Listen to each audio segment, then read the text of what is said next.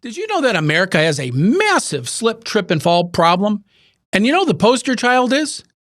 President Joe Biden. Today we're going to talk about slips, trips, and falls, specifically as it relates to the elderly. And I think the numbers are going to stagger you. You're going to be shocked by just how big this problem is and the billions of dollars that we as a nation are paying. Today on Safety News.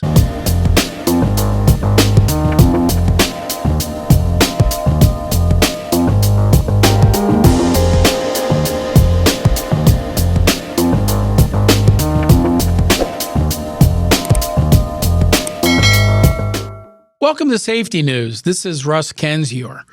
For those of you who've watched the show or know a little bit about me, you'll know that I've invested the vast majority, almost my entire career, in one area of safety, and that's slip, trip, and fall prevention. Today, elder falls are of utmost importance, and some argue a matter of national security here in the United States. But in my experience as an author, an expert witness, a researcher, and somebody that had their hand in writing pretty much all the national standards for slip, trip, and fall prevention here in the United States, I take the subject very seriously. And as I mentioned, elder falls are of particular importance, well, primarily because of what we're seeing with our president. As you've been watching the news, you probably noticed that President Biden had, again, fallen, this time as he was walking across the stage at the U.S. Air Force Academy handing out diplomas. The president had tripped and fallen over a sandbag that was on the stage, a black sandbag, and fell. Now, the first question that I asked when I saw that was, well, knowing that the president is a fall risk, who at the Air Force Academy, which one of his handlers didn't think about that, remove any potential trip hazard, especially something like a black sandbag, which is kind of hard to see for anybody, regardless of age. And so that was the first thing that came to mind. Secondly, I was just grateful that our president didn't get hurt seriously, at least not yet. But he falls quite a bit, and he is a fall risk. And again, on June the 1st of this year, President Biden experienced a non-serious trip and fall event at the Air Force Academy. There's another headline coming out of the White House. The president tripping and falling at an event yesterday. It looked pretty serious. What more do you know? Well, we'll show it to you. The president returned home from Colorado last night. He actually even jogged a little bit into the residence. Aides say he's doing just fine. And there's the moment after shaking hands with hundreds of graduates at the Air Force Academy. The White House says the president tripped over a sandbag that was holding down his teleprompter on the stage there. As you see, he was quickly helped up by Secret Service. But his Republican critics, including the former president, Donald Trump, they were quick to pounce. The fall is drawing some extra scrutiny, of course, because of voters' concerns about the president's age. At 80, he is the oldest president ever to serve. But the president was in good spirits last night. He joked about it with reporters, saying he got sandbagged. Savannah? All right, Peter, thank you very much. Well, I understand the president making light of it. We've all experienced a fall, and when we fall, we're embarrassed. It's our first instinct is to get up and kind of shrug it off, make light of it. I understand that. But President Biden is 80 years old, and he has a very serious likelihood of another fall. And I say that because, well, look at how many times he has fallen. In fact, President Biden is, for all practical purposes, a poster child for trips and falls. If we look back just earlier this year, February of 2023, President Biden tripped and fell as he was going up the stairs of Air Force One. I don't know what it is about the Air Force, but he tends to have a lot of falls around the Air Force.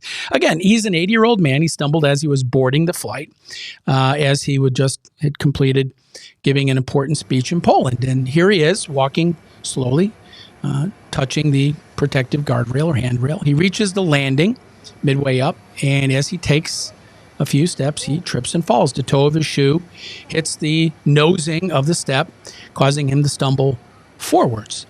That is not the first time we've seen that. In fact, not that long before that event, President Biden was again going up the stairs of Air Force One. He stumbled twice, and then he actually fell on the stairway. These are minor incidents, but they're leading to a bigger issue, and that is, do we have a president that is cognitively impaired, that we may not we may need to take a look at. So who decides if the president is not able to serve? That's the question. And what level of cognitive impairment, should trigger a medical exam by a medical professional? And who exactly should perform that medical exam? Bigger questions like, should there be an age limit for the president, are now openly spoken about. Some are saying, all presidents should undergo an annual cognitive examination. Well, let's assume that's true. What are the politics of going through this process? So we see that President Joe Biden in 2021 named Dr. Kevin O'Connor as the new White House physician, replacing the previous doctor, Donald Trump's doctor, Dr. Conley, who was widely criticized, if you recall, back in 2020, 2021, this is during COVID, of giving, quote, conflicting information to the public about former President Donald Trump's condition, specifically as related to his diagnosis or alleged diagnosis at the time with COVID-19, which he was, of course, later hospitalized in October. Dr. O'Connor began serving as President Biden's physician back in 2009 when he was appointed physician to the then vice president and spent more than 2 decades in the Army. Once President Biden left the White House, Dr. O'Connor continued on as his physician and retired from the military. His hiring, of course, was first reported by ABC News. So let's take a walk down memory lane here. Back in December of 2021, CNN was criticizing President Trump's White House doctor over this whole COVID test timeline. And the story was kind of interesting because what they were trying to raise, what the media was spending a lot of time talking about, was whether or not Dr. Conley had a duty to inform the American people as to President Trump's health condition. And by the way, as well as Joe Biden's, being alerted to President Trump's positive test result, allegedly. The episode kind of illustrated the unusual position of the White House physician, who is bound by law and ethics to protect their patient's privacy, in this case, the president, but whose knowledge of the president's health is also a matter of public interest. Quote, ethically, any doctor has an obligation to make sure their patient does not harm others. That was actually a quote from Dr. Conley, and he's right. However, the decision to keep President Trump's first positive test a secret was condemned by at least one former White House aide, Alyssa Farah, who said Trump showed a, quote, flagrant lack of regard for public health, end quote. Not certain what that means, by not disclosing his positive test. Dr. Jonathan Rayner, the professor of medicine and surgery at George Washington University, told CNN's Jake Tapper that Conley breached his duty, quote unquote, for not isolating Trump. And again, this has to do with COVID not falling. But it went on to say that, quote, if I were the White House physician and I was told, don't say anything about this, I would resign, Reiner said. In a statement, President Trump later said, in fact, the test revealed he did not have COVID prior to the debate.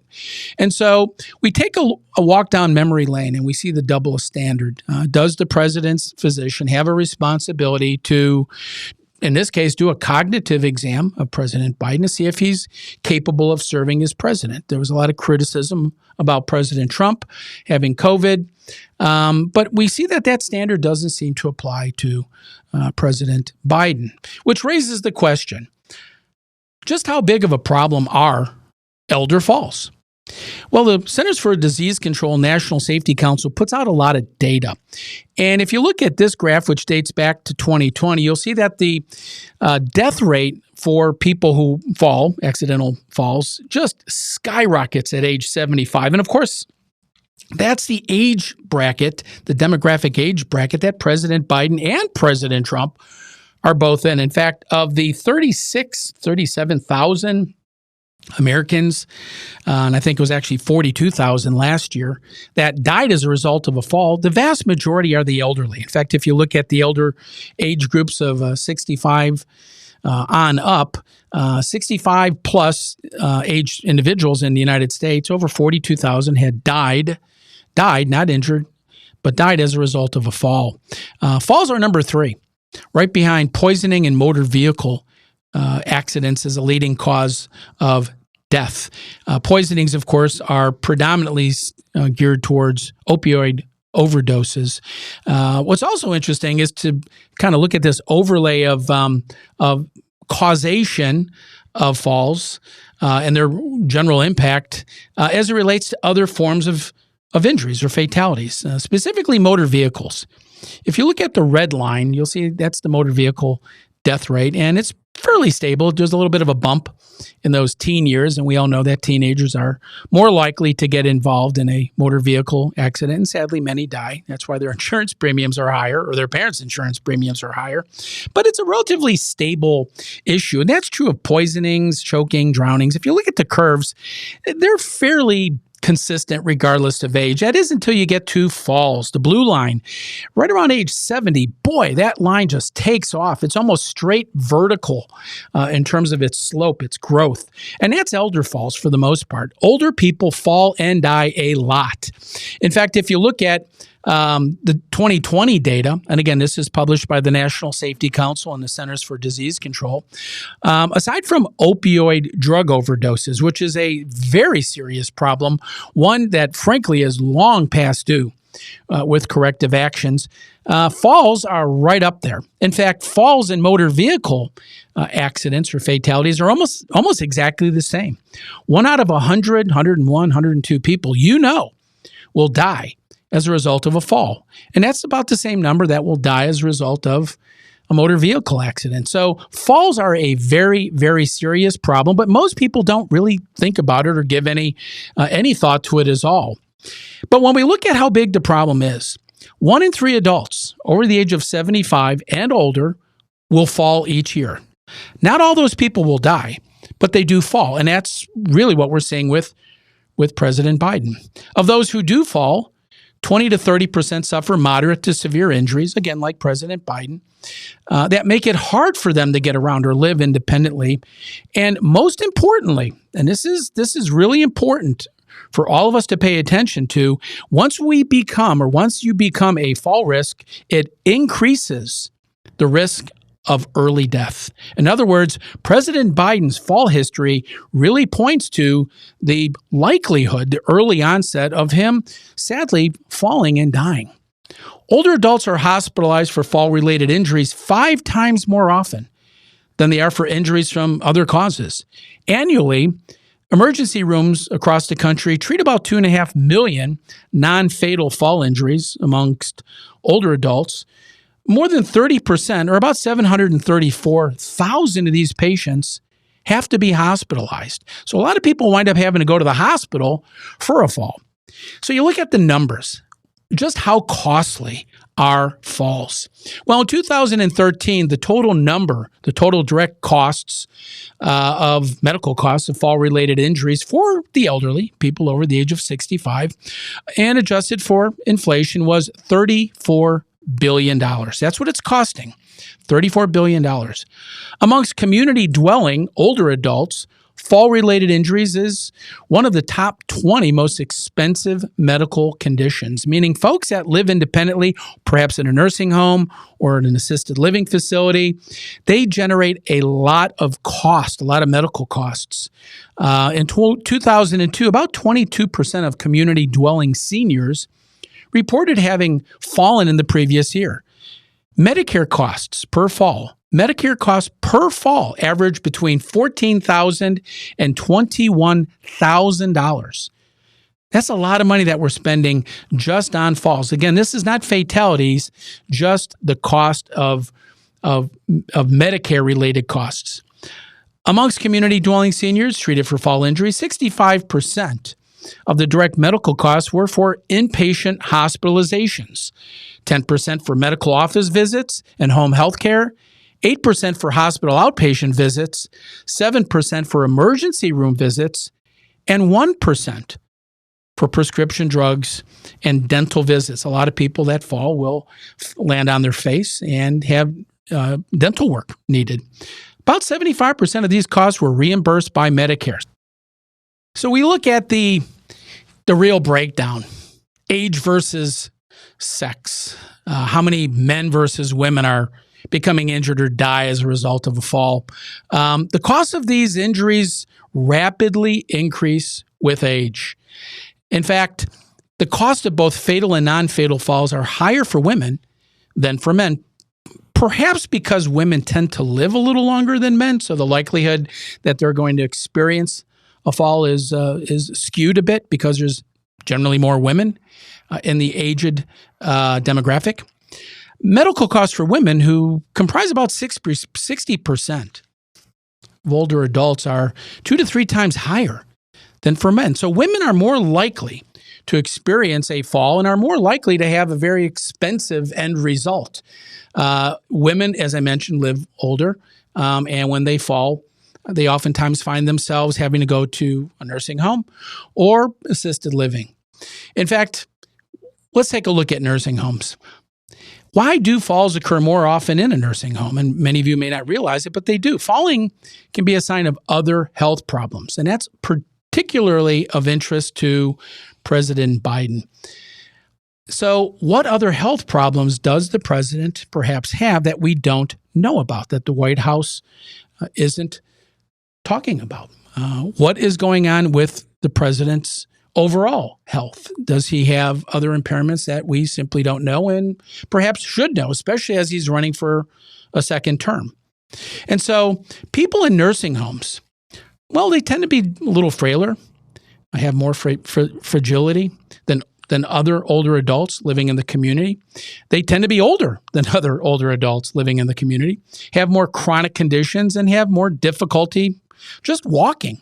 They also tend to have kind of thought or memory problems, to have difficulty with activities or daily living, and need help getting around or taking care of themselves. All of these factors are linked to falling. And again, this is just statistical data. This has nothing to do with politics. And so if we apply these data points to President Biden, it again raises the question, how soon is he going to find himself falling and perhaps seriously falling in a way that he's going to become seriously injured?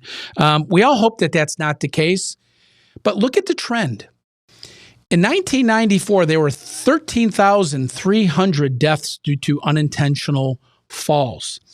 And we've seen between 1994 and 2012, 2013, a relatively steady number of increases or decreases, anywhere between 3% decreases to 7% increases. But look what's happened just within the last, couple of years, 2019, 2020, the actual increase in elder fall fatalities has gone up by 14%.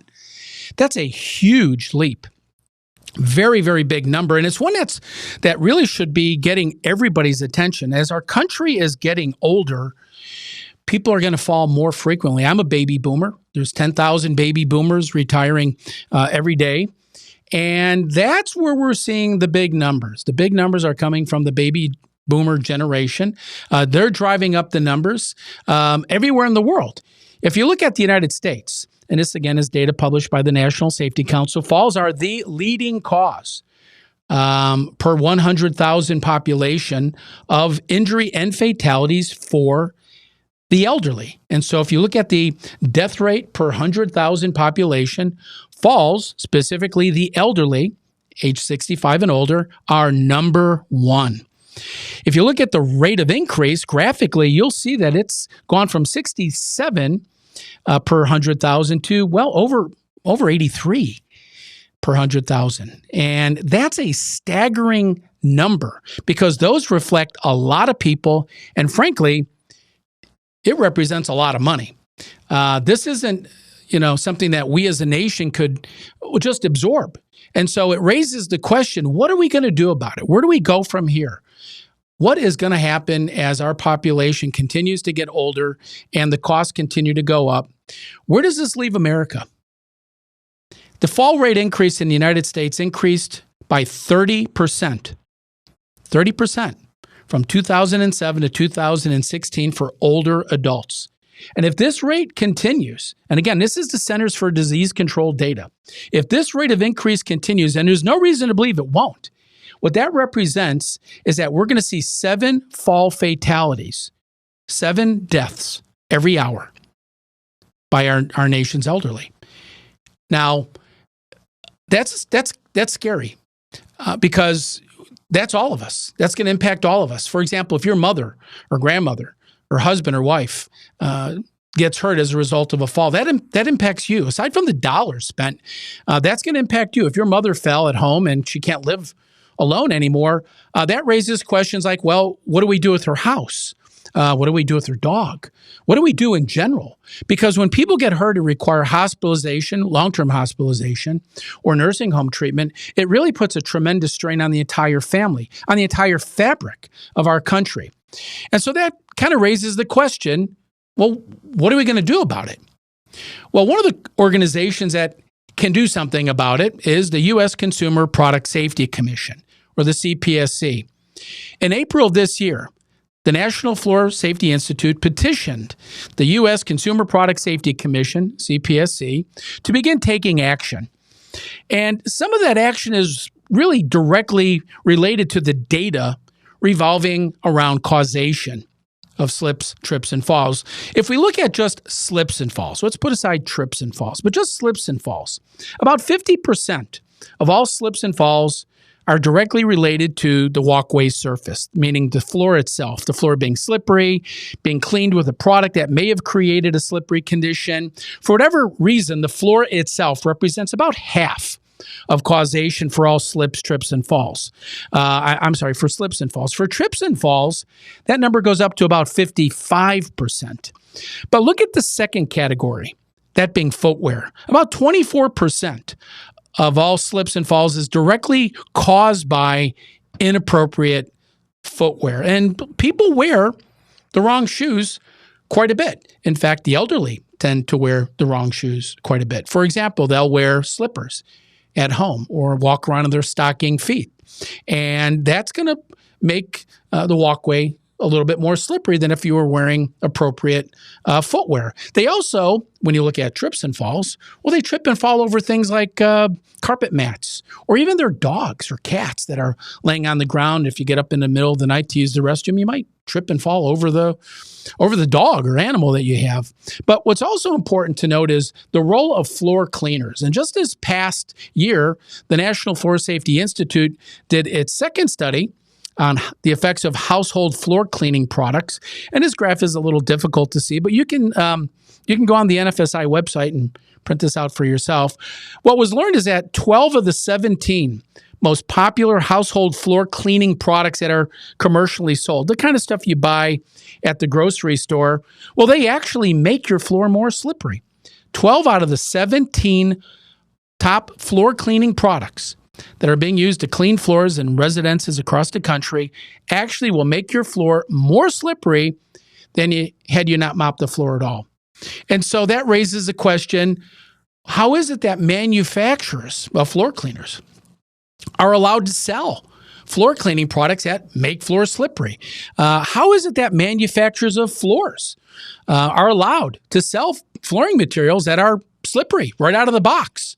Or how is it that manufacturers of shoes are able to sell shoes, slippers, flip-flops, whatever shoe you might want to focus on that is a leading contributor to falls? How is it that they're allowed to sell products that are inherently dangerous? And that was a question that was raised by the National Floor Safety Institute. And this past April, the NFSI took constructive action.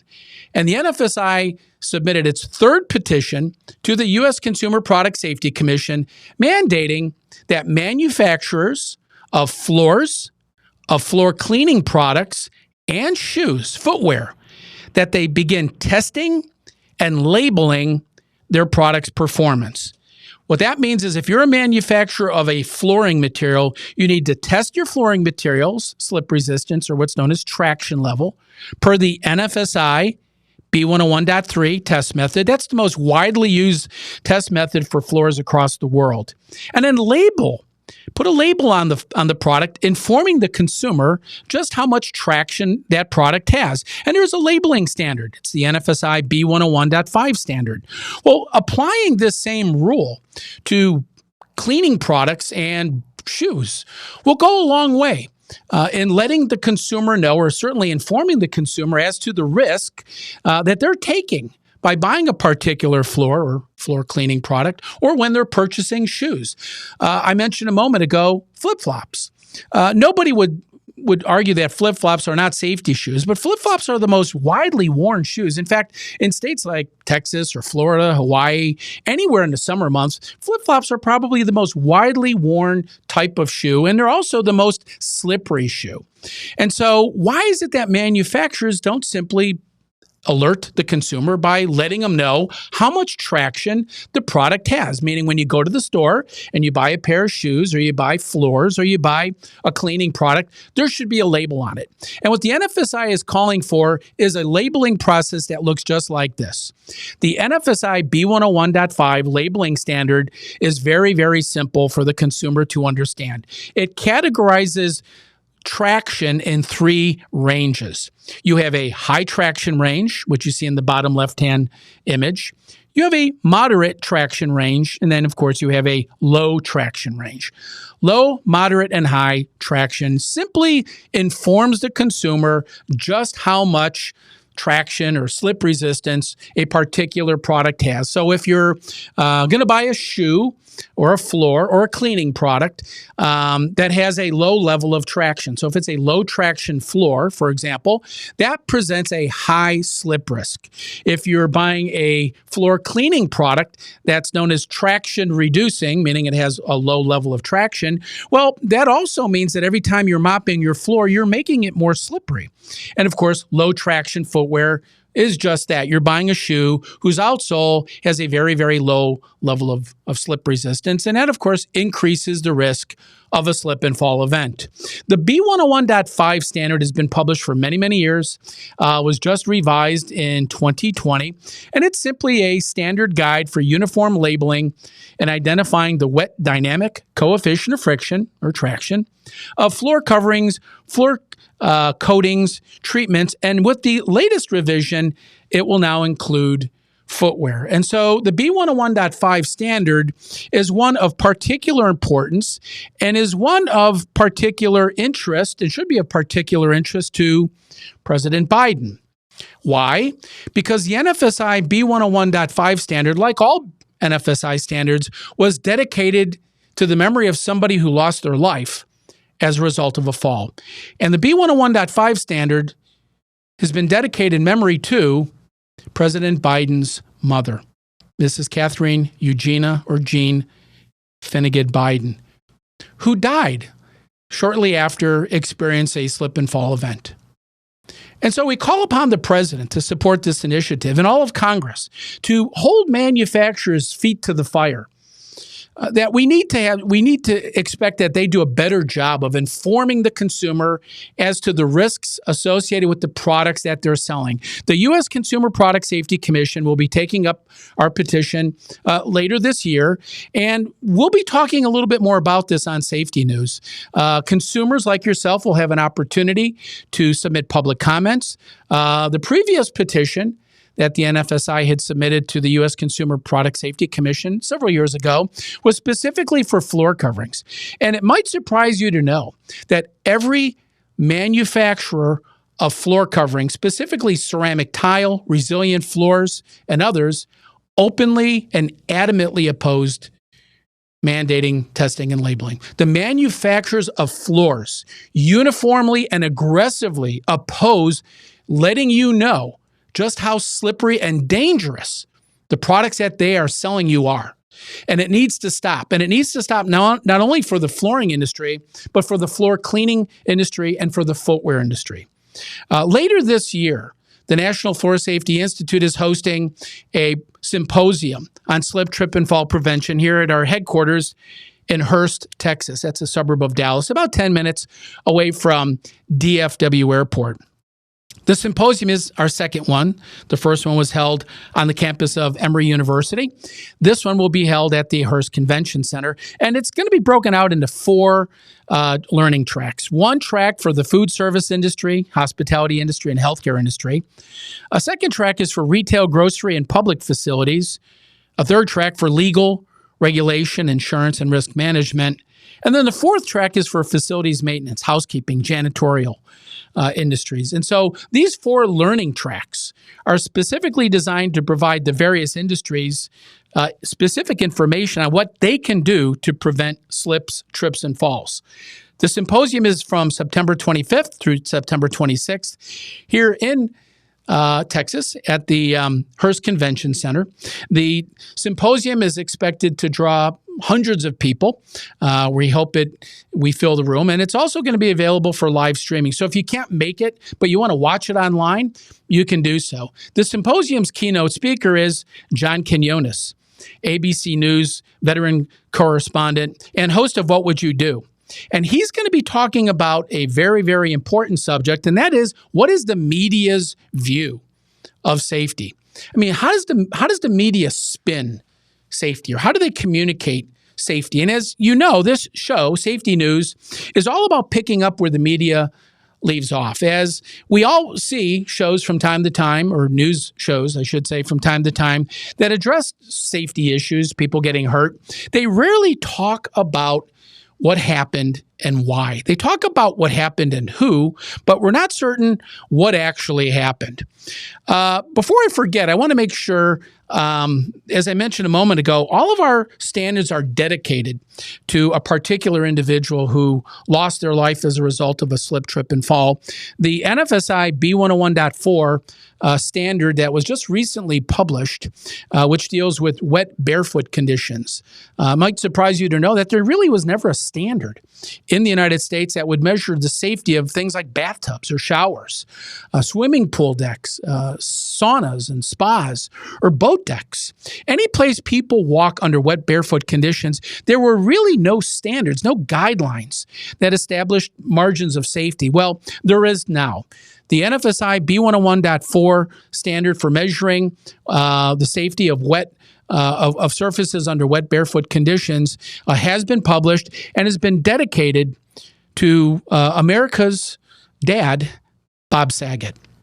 And we have invited Bob Saget's family to participate at the symposium this fall. We welcome any member of Bob Saget's family or extended family or others that knew Mr. Saget to participate, because his life didn't have to end the way it did. It's understood that he had slipped and fallen, most likely slipped and fallen in the bathroom of his hotel in Orlando, Florida, hit the back of his head, went to sleep, and sadly died in his sleep. And so we're asking for everyone to join us September 25th, September 26th here in Hearst, Texas, or online, to not only celebrate Bob Saget's life, but to start to take those initial steps in preventing slips, trips, and falls. Because, you see, it can happen to any one of us, not just Joe Biden, but we're all potential victims of a fall. And so until then, this is Russ Kenzior signing off. Take care.